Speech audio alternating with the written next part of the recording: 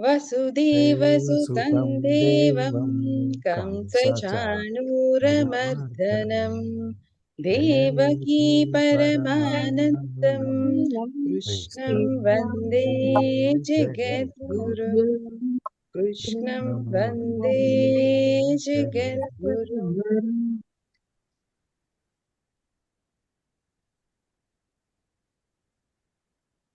Hi అండి, అందరికీ జై శ్రీరామ్, జై శ్రీమన్నారాయణ. మనము రెండో అధ్యాయంలో ఉన్నామన్నమాట. రెండో అధ్యాయంలో మనము ఇప్పటి వరకు నేర్చుకునింది అయితే 47th కర్మణ్యే వాధికారస్తే మా ఫలేషు కదాచన మా కర్మ ఫల హేతుర్భుర్ మాథే సంగోస్త్వ కర్మణి. ఇంతవరకు మనం తెలుసుకున్నామండి. అయితే చాలా రోజులు అయింది కాబట్టి ఒక్కసారి వెనక్కి అసలు ఏమైంది అని చూసుకొని మళ్ళా మనము ముందరికి అసలు మనకి రెండో అధ్యాయంలో ఫస్ట్ మనకి మనకి ఆత్మ జ్ఞానాన్ని బోధించారు శ్రీకృష్ణ పరమాత్మ. తర్వాత ఇంకా ఆత్మ జ్ఞానం అయిన తర్వాత మన బుద్ధి ఎలా ఉండాలి, ఆత్మ జ్ఞానం అనేది అంత ఈజీ కాదు. సో ఆత్మ జ్ఞానం తర్వాత ఆత్మ జ్ఞానాన్ని సంపాదించడం కోసం మనం ఏం చేయాలి అనేది చెప్తూ ఉన్నారనమాట. సో దాని గురించి మనకి చెప్పారనమాట. 41 శ్లోకంలో వ్యవసాయాత్మిక బుద్ధిరేకేహ కురు నందన బహుశాకాహ్యనంతాశ్చ బుద్ధయో వ్యవసాయినాం. ఇక్కడ మనము వ్యవసాయాత్మిక బుద్ధిని పెంపొందించుకోవాలి అని చెప్పి. వ్యవసాయాత్మిక బుద్ధి అని అంటే మనం నిశ్చయంగా ఉండే బుద్ధిని అనమాట. అటు ఇటు కదిలి వెళ్ళిపోకుండా నిశ్చయాత్మకంగా ఉండే ఒక బుద్ధినే వ్యవసాయాత్మిక బుద్ధి అని అంటారనమాట.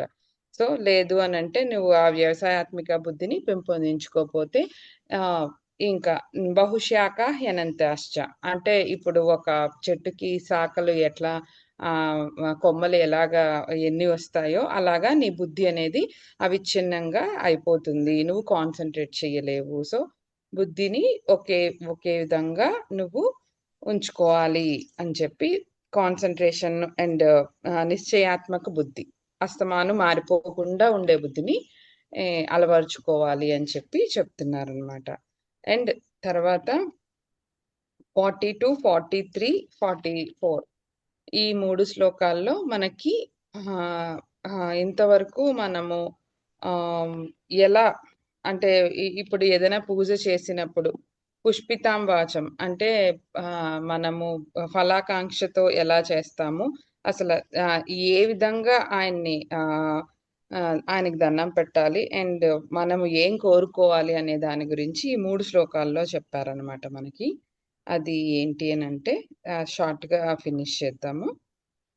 42 యామిమాం పుష్పితాం వాచం ప్రవదంత్య విపశ్చితః వేదవాధారతాః పార్థ నాణ్యదస్తితి వాదినః కామాత్మానః స్వర్గపరాజన్మ కర్మ ఫలప్రదం క్రియా విశేష బహుళాం భోగైశ్వర్యగతిం ప్రతి భోగైశ్వర్య ప్రసక్తానాం తయో ప్రహుత చేతసాం వ్యవసాయాత్మిక బుద్ధి సమాధౌ న విధీయతే.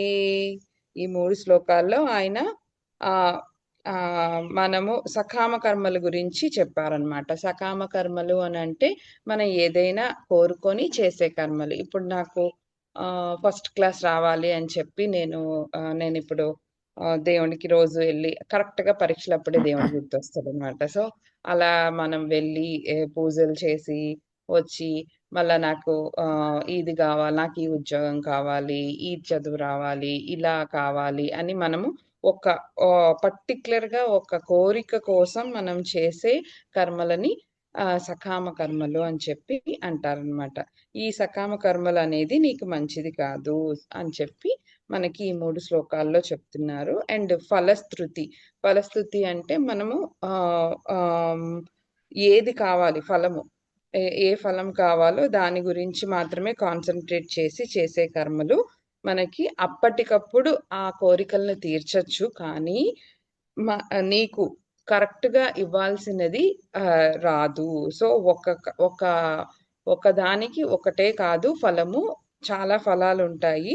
సో, నువ్వు దాని వలన ఇక్కడిక్కడే తిరుగుతూ ఉంటావు. సో, నువ్వు సకామ కర్మలననేది అవివేకులు మాత్రమే చేస్తారు. అల్పజ్ఞులు మాత్రమే ఈ కర్మలను చేస్తారు. వీటినే కామ్య కర్మలు అంటారనమాట. మనము సకామంగా చేసే కర్మలని. అంటే మనం ఫలం కోసం ఒక్కొక్క ఒక ఫలం కోసం అంటే ఇప్పుడు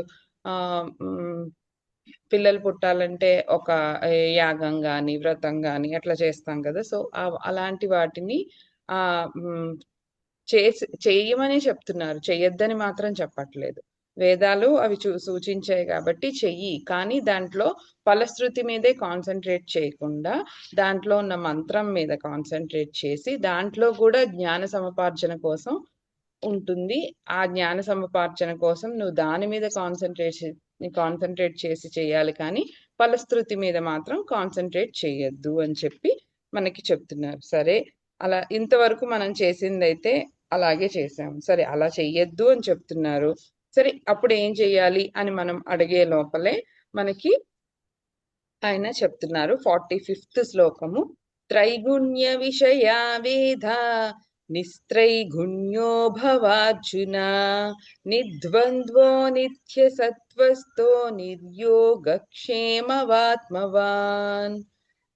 ఇక్కడ మనకు చెప్తున్నారు సరే సకామ కర్మలు చెయ్యొద్దు. ఓ ఫలాన్ని ఆశించి ఏ కర్మలు చెయ్యొద్దు అని అంటున్నారు. మరి ఎలా చేయాలి కర్మలు అని అంటే త్రైగుణ్య విషయ వేద అంటే త్రైగుణ్య 3 గుణాలను గురించి సత్వగుణము, రజోగుణము, తమోగుణం ఈ 3 గుణాలను కలిపి ఆయన త్రైగుణ్య విషయ వేద అని చెప్పి చెప్తున్నారు.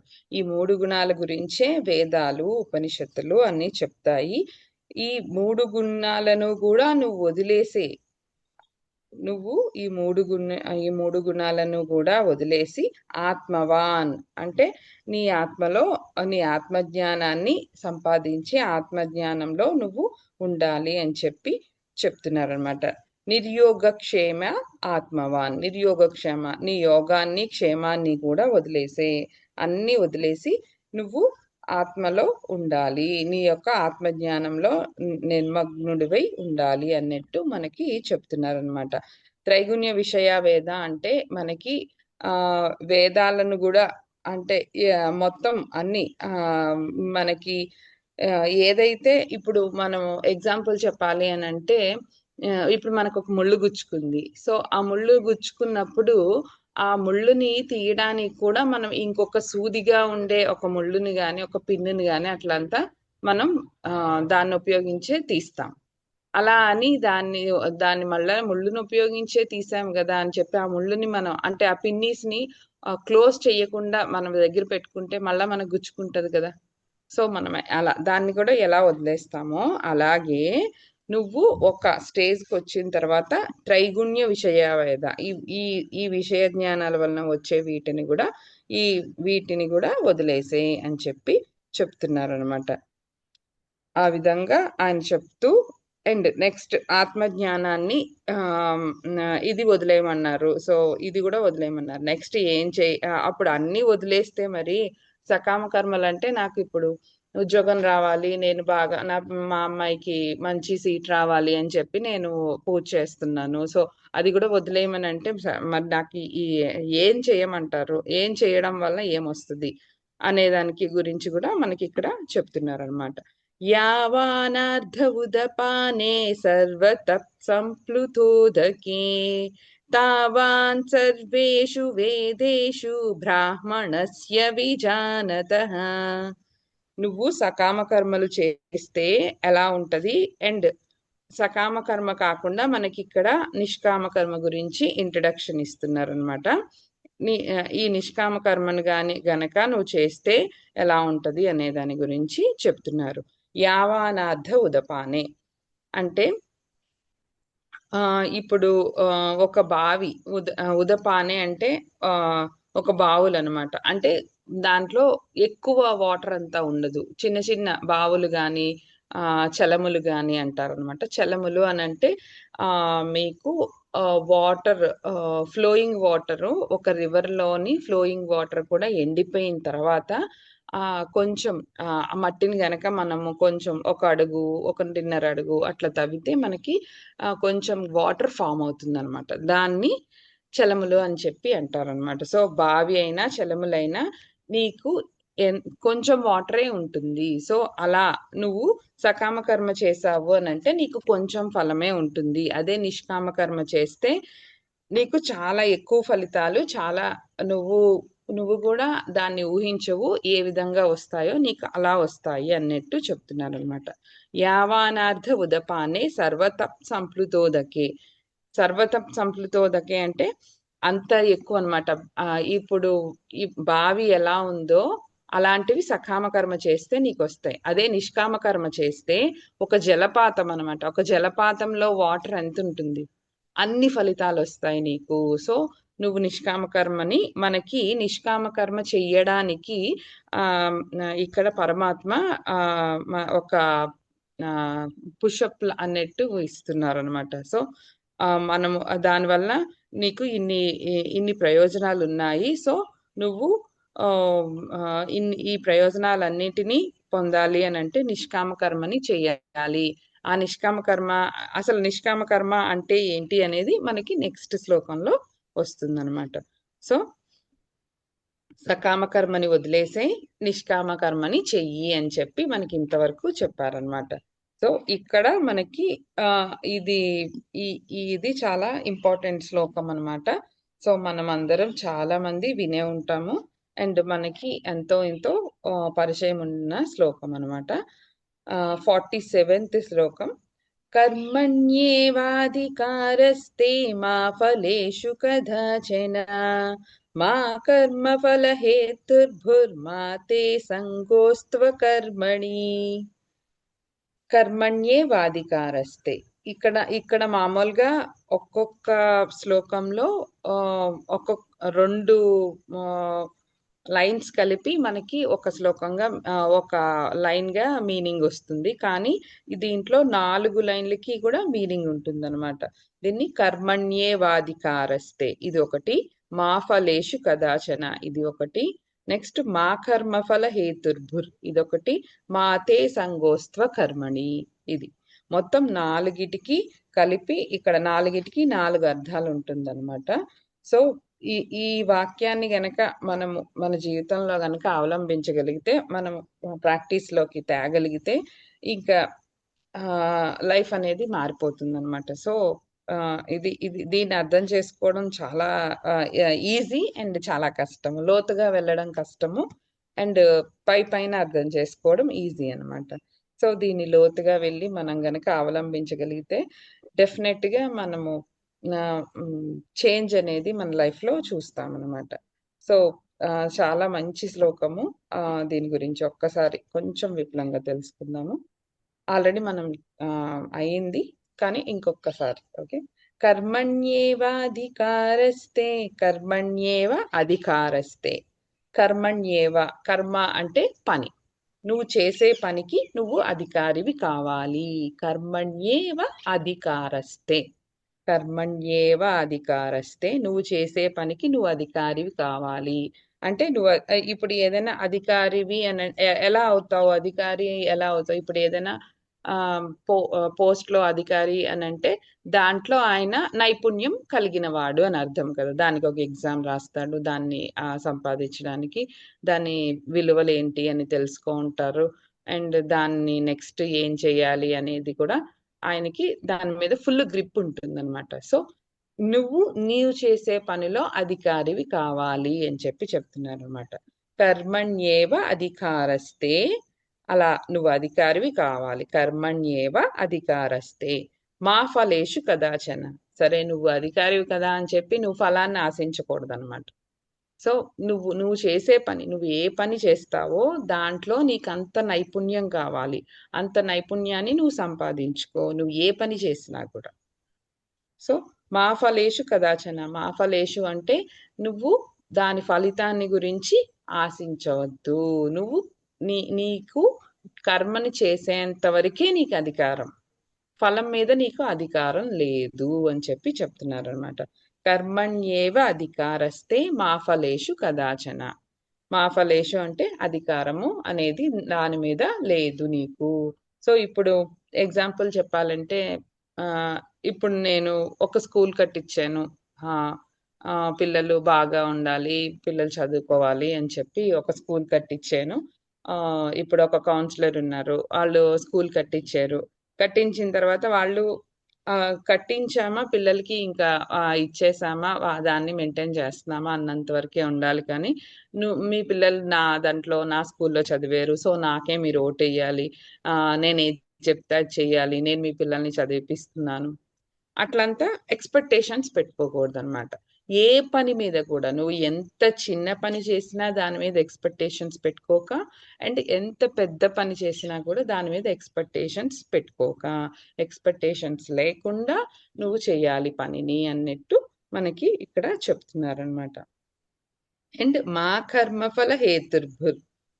మా కర్మఫల హేతుర్భుర్ అంటే నువ్వు కర్మలను చేసినప్పుడు దాన్ని ఆ ఫలాన్ని ఆశించి చేసినప్పుడు ఈ కర్మ అనేది జన్మల్లోకి తీసుకెళ్తుంది. అంటే ఇప్పుడు ఎలా చెప్పాలి అంటే ఆ, ఇప్పుడు ఇప్పుడు ఒక కర్మ చేసామనుకోండి, దానికి ఫలితము ఉంటుంది, అండ్ దాని వాసన వల్ల మనకి ఇంకొక జన్మ కూడా ఉంటది అనమాట.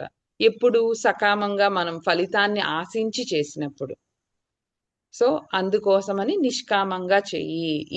ఈ కర్మఫలం అనేది ఈ కర్మఫలం అనేది నీకు జన్మల్లోకి తీసుకెళ్తుంది. అంటే ఇంకొక జన్మ, ఇంకొక జన్మ, ఇంకొక జన్మ అలా నీకు తీసుకెళ్ళిపోతుంది అనమాట.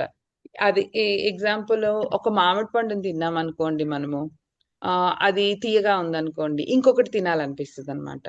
సో ఇంకొకటి పోనీ 2 తినేసాం కదా, ఇంకా స్టాప్ చేద్దాము అని అంటే ఇంకా సీజన్ ఉంది కదా, ఇంకా చాలా ఉన్నాయి మామిడి పళ్ళు, సరే ఇవి 2 తీయగా ఉన్నాయి, ఇంకా మిగిలినవి ఎలా ఉన్నాయి చూద్దాము అన్నట్టు ఆ కోరిక అనేది అట్లా కంటిన్యూటీ ఉంటదనమాట. సో నువ్వు అక్కడితో అది స్టాప్ చేసేయాలి. అది తిన్నావా, బాగుందా, ఓకే, దట్స్ ఇట్. నెక్స్ట్ మళ్ళా నీకు కావలసినప్పుడు ఆయనగా ఇచ్చినప్పుడు మళ్ళా నువ్వు తీసుకుంటావు అనమాట. సో అది అలా అన్నమాట. మా కర్మఫల హేతుర్భుర్ మాథే సంగోస్త్వ కర్మణి. సో ఈ కర్మ ఫలం అనేది నీకు జన్మల్లోకి తీసుకెళ్తుంది. సో ఈ కర్మ ఫలాన్ని నువ్వు ఆశించద్దు. సో కర్మను చేయమంటున్నారు, కర్మఫలాన్ని ఆశించద్దు అంటున్నారు. సో నేను ఎందుకు చేయాలి, మరి నేను చేయకుండా గమ్ముగా ఉండొచ్చు కదా అని అంటే అది కూడా చెప్తున్నారు అనమాట. అది నాలాంటి వాళ్ళ కోసం చెప్పినట్టున్నారు అనమాట, డౌట్స్ కోసం. అండ్ సంగోస్త్వ కర్మణి, మాతే సంగోస్త్వ కర్మణి అంటే నువ్వు కర్మని చెయ్యకుండా కూడా ఉండకూడదు. అంటే నీ పని నువ్వు చేసి ఫలితాన్ని ఆశించద్దు అని చెప్తున్నారు. సో ఫలితాన్ని ఆశించద్దు అంటున్నారు, ఒకవేళ ఫలితం ఆశిస్తే మళ్ళా జన్మలు అంటున్నారు. ఎందుకు ఈ బాధ, చేస్తే ఇన్ని బాధలు ఉన్నాయి, చేయకుండా గమ్ముగా ఉండొచ్చు కదా అని అంటే అది కూడా చెప్తున్నారు అనమాట. మాతే సంగోస్త్వ కర్మణి, నువ్వు పని చెయ్యకుండా సోమరిపోతులా కూడా ఉండద్దు. సో నీ పని నువ్వు చెయ్యాలి. ఇవన్నీ చెప్పారు కదా, ఇవన్నీ మనం ఎలా అనుకోని చేయగలము. సో చేయకుండా గమ్ముగా ఉండిపోతే ఏ బాధ లేదు కదా అని చెప్పి అలా మనము ఉండకూడదు అని చెప్పి చెప్తున్నారనమాట. సోమరిపోతులకి ఇంకా చాలా ఎక్కువ ఇంకా వాళ్ళని బాగు చేసేది కూడా ఉండదు. అండ్ సోమరిపోతులుగా మనం ఉండిపోతే గనక మనకి ఇంకా ఎక్కువ జన్మలు వస్తాయంటండి. సో అన్నిటికన్నా ఏ పని చేయకుండా ఉండడం ఇంకా అది ఇంకా అసలు మంచిది కాదు అన్నట్టు కూడా మనకి ఇక్కడ చెప్తున్నారనమాట. సో ఇక్కడ మనకి శ్రీకృష్ణ పరమాత్మ ఏమంటున్నారు అనంటే, నీ పని నువ్వు పర్ఫెక్ట్ గా చేయాలి, నువ్వు అధికారివి కావాలి, దాని నుంచి ఫలాన్ని ఆశించకూడదు. అండ్ ఫలాన్ని నువ్వు ఆశించితే గనక నువ్వు జన్మల్లోకి వెళ్ళిపోతావు, మళ్ళా జన్మ అనే సైకిల్లోకి వెళ్ళిపోతావు. సో అందుకోసం నువ్వు ఫలాన్ని ఆశించకుండా చెయ్యాలి. అండ్ ఇక్కడ అలా అని చెయ్యకుండా కూడా నువ్వు ఉండకూడదు. ఇది కూడా చాలా ఇంపార్టెంట్. మాతే సంగోస్త్వ కర్మణి. ఇక్కడ ఇది కూడా చాలా ఇంపార్టెంట్. అంటే ఎలాగా చేస్తే ఇక ఇంక జన్మల్లోకి వెళ్ళిపోతామంటున్నారు. ఇంకెందుకు చేయకుండా గమ్ముగా ఉండిపోతే సరిపోతుంది గదా! అని మాత్రం మనము ఉండకూడదనమాట. సో, మన పని మనకి ఏ పని మన ఈ శరీరానికి మనకి చాలా శరీరాలుంటాయంటండి. ఒక ఇప్పుడు అనుభవించే దాని కోసమని యాతన శరీరము. ఇప్పుడు మనము ఈ భూమి మీద వచ్చాము కాబట్టి ఇది మనము పని చేయడానికి వీలైన శరీరం అనమాట. సో, దీన్ని పెట్టుకొని వచ్చాము గాబట్టి మనము ఆహ్, ఈ శరీరానికి తగ్గట్టు పనులనేది చేస్తూ ఉండాలి. కాబట్టి కర్మ అనేది చాలా ఇంపార్టెంట్. దాన్ని నువ్వు త్యజించేదానికి వీలు లేదు అని చెప్పి చెప్తున్నారనమాట. సార్ ఏమైనా యాడ్ చేస్తారా సార్?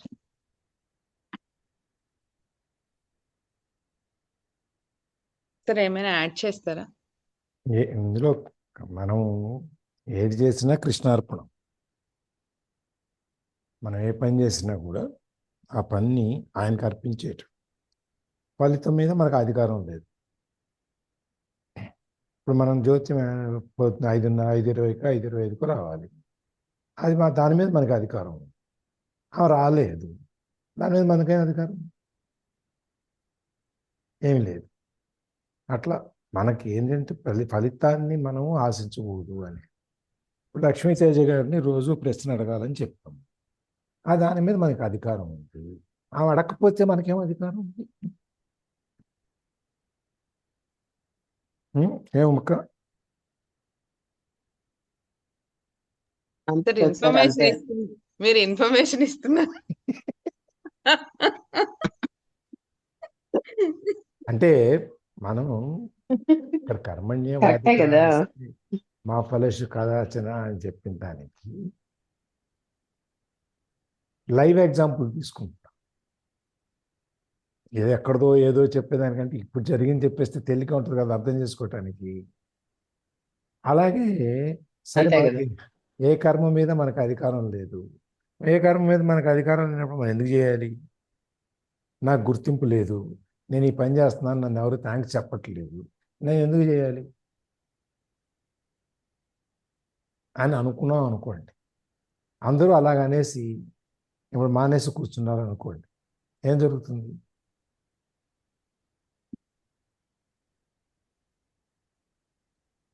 ఏం జరుగుతుంది?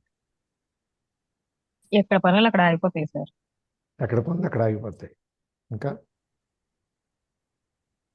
ప్రజా జీవితం మొత్తం ఈ సృష్టి మొత్తం అంతా ఆగిపోతుంది. ఒక గాలి వీచటం, నీళ్లు, ఇవి తప్ప, ప్రకృతి చేసే పనులు తప్ప మనం చేసే పనులన్నీ ఆగిపోతే ప్రాణాలు ఉండవు. ఎట్లా బతుకుతాం? అందుకని మనం సోమరిపోతుల్లాగా కూర్చోకుండా మన పని మనం చేయాలి. నేను చాలా పరీక్ష బాగా రాశాను, 95, 98 వస్తాయి అనుకున్నాను, 65 వచ్చినాయి అని చెప్పి అనుకున్నాం. అట్లని చెప్పి అసలు పరీక్ష రాయకుండా ఉంటే మొత్తం తప్పుతాం కదా. అందుకని మనం ఎప్పుడైనా, ఇప్పుడు గోడ ఉంది పని చేయదు, ఎగ్జాంపుల్ బుక్లో మనం ఆయన దీంట్లో ఇంకా చెప్పేది, ఋషులు ముళ్ళు అందరూ ఎక్కడో అడవుల్లో పోయి తపస్సు చేస్తారు ఏ పని చేయకుండా ఉంటానికని. అది కూడా తప్పే. నువ్వు ప్రజల్లో ఉండు, ప్రజల్లో సేవ చెయ్యి, నీ వల్ల ఏంది చెయ్యి, చేసి నువ్వు దాని గురించి ఫలితాన్ని ఆశించు అని చెప్పి అది కూడా చెప్తారు. అంటే అది కూడా తప్పే అంటే దాంట్లో కూడా వాళ్ళు చేయాల్సిన పని చేస్తారు. మార్నింగే వాళ్ళు సంధ్యావందనము అండ్ ఉదయం చేయాల్సిన అనుష్ఠానాలన్నీ చేసుకుని కార్యక్రమాలు, అనుష్ఠానాలు అండ్ వాళ్ళు కూడా ఇన్ని రోజులని తపస్సు చేస్తారు. ఇన్ని రోజులు ప్రజల్లోకి వెళ్ళి దాన్ని సేవ ఎక్స్‌ప్లోర్ చేయాలి. చేస్తారు. సో, ఆ పని అట్లా చేయాలన్నమాట. ఎవరి పని వాళ్ళది తెలుసుకొని, అది మనకి శాస్త్రం ఎలా విధించింది, ఇప్పుడు ఒక సాధువు అంటే శాస్త్రం ఏం చెప్పింది అని చెప్పి, ఆ సాధువు పని సాధువు చేసి పూర్తిగా చేయాలన్నమాట. దాన్ని తరించేటట్టు. నేను ముక్కు మూసుకొని కూర్చుంటాను, నేను ఏ పని చేయను, ఇంట్లోనే కూర్చుంటాను. అట్లా అంతా చేయకూడదు. అది. చేయకు. ఇప్పుడు ఇందాక జ్యోతి చెప్పినట్టు కమిట్మెంట్స్ అన్నీ ఎక్కువైపోయినాయి అండి. అన్నీ మనమే చేయాలనుకుంటాం. ఇప్పుడు అవతల వాళ్ళకి ఏం చేయకుండా కూర్చోబెట్టు, అది కూడా సోమరిపోతనం అయిపోతుంది. వాళ్ళ దగ్గరికి తీసుకెళ్ళి హాల్లో కూర్చుంటే అక్కడికి వెళ్ళి కాఫీ అందించి ఇవన్నీ మనం వాళ్ళకి సోమరిపోతనం నేర్పుతున్నాం అనమాట. అందుకే మనం చేసే పని మనం చేద్దాం. దాని మీద వచ్చేటువంటి ఫలితం ఏదైతే ఉందో ఆ ఫలితాన్ని ఆయనకు వదిలేదు. మనం పొద్దున్న లోపలికి వెళ్ళి గుడి లోపలికి, స్వామి నేను ఇన్ని ప్రదర్శనలు చేస్తాను, నాకు ఇది ఇవ్వండి, నువ్వు ఫలితాన్ని ఆశించి చేస్తున్నావు. ఇందాక జ్యోతి చెప్పినట్టు ఎగ్జామ్స్ గురించి నేను చూస్తా గుళ్ళో ఎగ్జామ్ టైంలో రోజు ఇన్ని హాల్ టికెట్లు తీసుకొస్తారు. అందరూ తీసుకొచ్చి స్వామివారి పాదాల దగ్గర పెడతారు, పెట్టి పూజ చేయించుకొని దాని మీద అక్షంతలు పసుపు కుంకుమ చల్లించుకొని తీసుకెళ్తారు. కొంతమంది హాల్ టికెట్ పాడైపోద్దామని దాన్ని లామినేషన్ చేయించి పట్టుకొస్తారు, హాల్ టికెట్స్ బాగుంటాయి. నిన్న ఒక ఆయన కర్మణ్య అంటే ఎందుకు చెప్తున్నానంటే, ఇప్పుడు ఆయన ఇల్లు కొనుక్కుందాం అనుకున్నాడు, ఇల్లు కొనుక్కుందాం అనుకుని చూస్తున్నాడు. ఇంతలో ఒక అమ్మాయికి పెళ్లి సంబంధాలు వస్తున్నాయి. ఇప్పుడు ఆయనకి ఒక దీంట్లో పడిపోయాడు, ఒక డైలమాలో.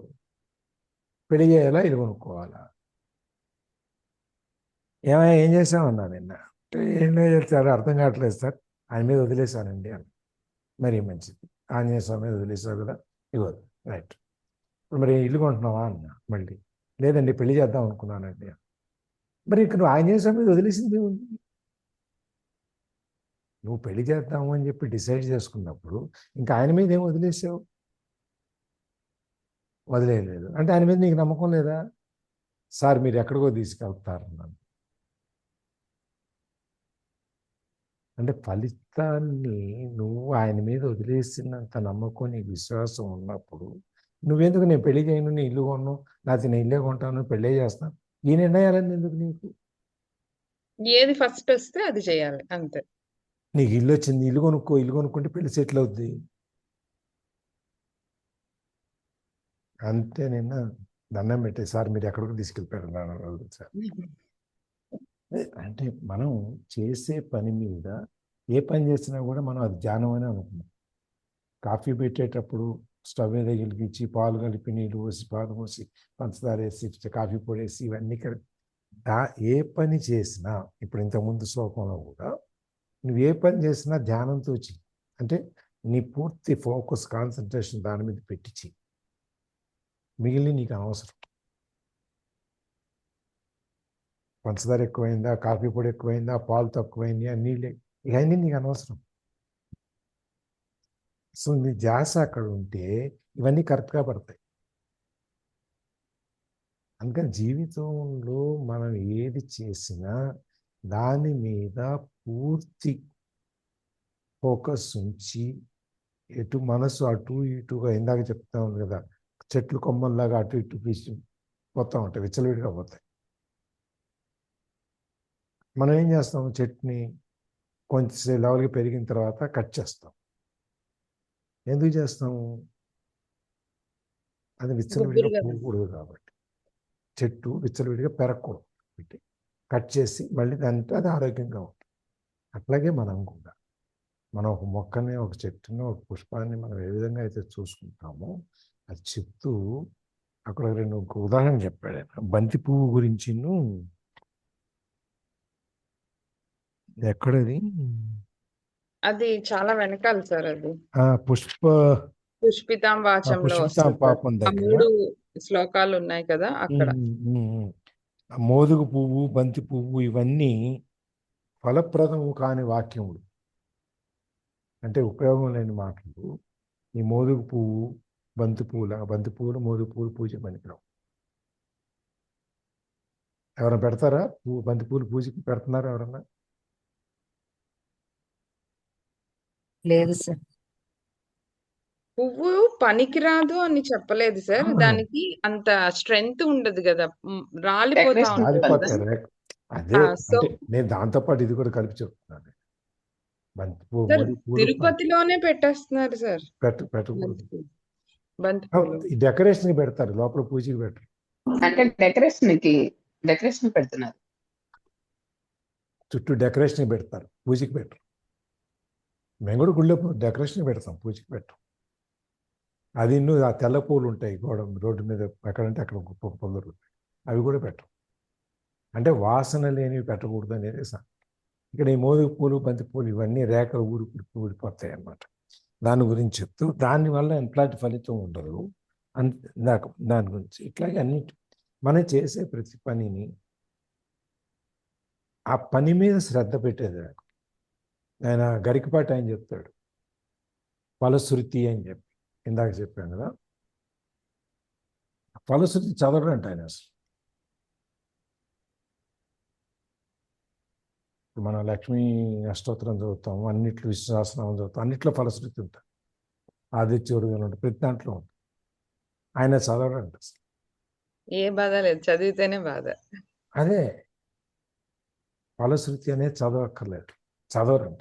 చదవక్కర్లేదని నేను అంటలేదు, చదవరు. అంటే మన మనస్సుని ఫలశ్రుతి అని చెప్పినప్పుడు మన మనస్సుని ఆ ఫలితం మేరకు తీసుకెళ్ళిపోతుంది.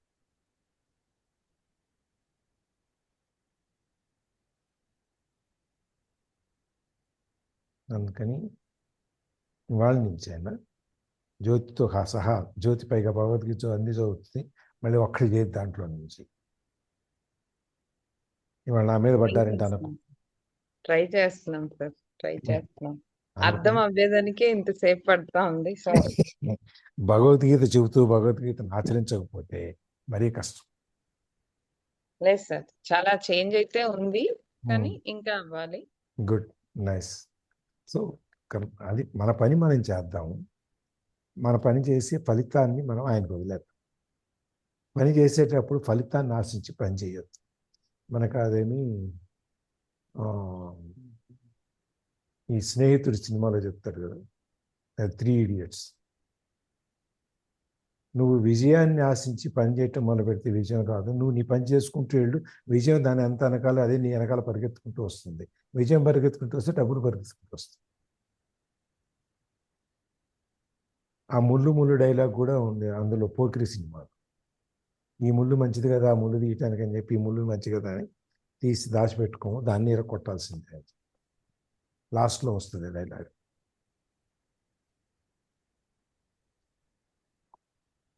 ఇవన్నీ అండ్ ఫలాకాంక్షని ఆశించి మనం చేసినప్పుడు ఆ ఫలితం మీదే మన దృష్టి ఉంటది, కానీ మనం చేసే పని మీద మనకి ఆ దృష్టి ఉండదు. సో అప్పుడు మనం చేసే పనిని పూర్తిగా 100% ఇవ్వలేము. సో ఫలాకాంక్ష లేనప్పుడు అయితే చేయలేవు నీ పనికి, మనము ఈజీగా ఇవ్వగలం అనమాట. మనం ఇప్పుడు ధనం కోసం ఒక డబ్బులు సంపాదించాలి అని ఒక పనిని స్టార్ట్ చేసామనుకోండి, ఇప్పుడు మనం చేసే పనిలో ఇంకా ఎక్కువ డబ్బులు రావాలంటే దీన్ని ఏం చేయాలి? సో దీనికి మనము అంటే మన పని ఆ వర్క్ చేసినంత వరకే, కానీ దానివల్ల ఎక్కువ డబ్బులు రావాలనే ఫలాన్ని ఆశించాం కాబట్టి మనము ఇంకా చెయ్యి చాపడం అనేది జరుగుతుంది అనమాట. దానివల్లే ఇంకా పక్కదారులు తొక్కడం అనేది జరిగి మన ఫలితం ఏంటి? మనకేం కావాలి? ఎక్కువ డబ్బులు కావాలి. సో ఎక్కువ డబ్బులు ఎలా అయితే వస్తాయో మనం అలా చేస్తాం.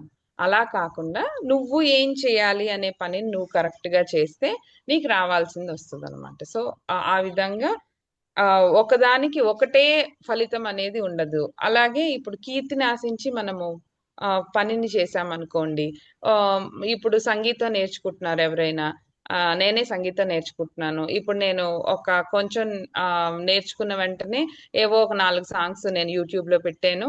దాంట్లో పెట్టిన వెంటనే చాలా ఫేమస్ అయిపోయింది. సో నేను కీర్తిని ఆశించి పని చేశా. సో నేను అందరిలోకి వెళ్ళాలా, నేను యూట్యూబ్ లో స్టార్ అయిపోవాలా అని చెప్పి.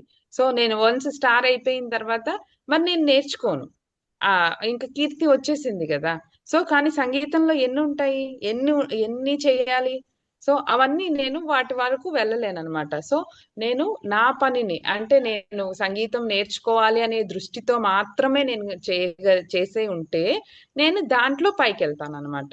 సో కీర్తి అనేది వస్తుంది, కీర్తితో పాటు డబ్బులు వస్తాయి, అన్ని వస్తాయి ఒకదాని తర్వాత ఒకటి. సో మనం ఒకే దానికి ఒకటే ఆశించి చేస్తాము, కానీ మనం చేసే ప్రతి పనిలో చాలా ఫలితాలు ఉంటాయి. సో అన్ని ఫలితాలు మనం ఆశించను కూడా ఆశించము, అవి ఎప్పుడు ఎక్కడ ఇవ్వాలో ఆయనకి తెలుసు. సో దట్ మనము ఏ పని చేసినా ఫలితాన్ని ఆశించకుండా చేయాలి అని చెప్పి ఆయన చెప్తా ఉంటారు ఒక్క అనమాట. నిమిషం రికార్డింగ్ ఒక్క ఆపుతాను, నిమిషం. ఆపి మళ్ళీ చేస్తాను.